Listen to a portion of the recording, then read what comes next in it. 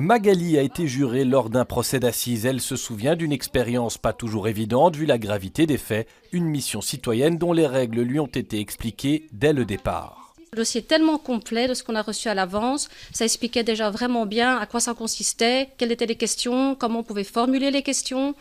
Et donc tout était très bien expliqué au départ, on était vraiment bien soutenus. Elle se souvient aussi avoir vu à la barre une connaissance des enquêteurs de l'affaire qu'elle jugeait. On s'est regardé droit dans les yeux et on a fait semblant de rien. C'est pourtant l'un des motifs qui, dans le procès Nemouche Bendrer, est retenu pour écarter un juré. Au total, ils sont déjà 4, soit un tiers à avoir dû se retirer, tous immédiatement remplacés par un suppléant.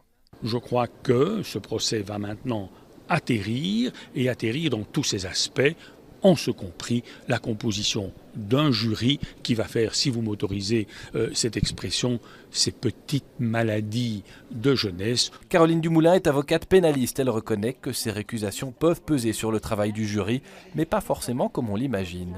Je pense qu'effectivement, ça les amène à être encore plus précautionneux, à savoir que les principes qu'on leur a expliqués, eh bien, ils voient qu'en pratique, on les applique et que ça peut mener à des conséquences. Ces règles à respecter sont celles qui assurent aux accusés un jugement impartial. Veiller à ne pas exprimer d'opinion de quelque ordre que ce soit à propos de l'affaire, c'est de garder la confidentialité de toutes les discussions qu'ils ont. Qu'ils ne réagissent pas de manière inconsidérée et la présidente explique comment ça doit se passer, ce que le jury peut dire ou ne pas dire, puisque le jury à un moment donné peut poser certaines questions. On le rappelle, tout Belge âgé de 28 à 65 ans est appelable comme juré après un tirage au sort dans les listes d'électeurs. La convocation arrive par huissier.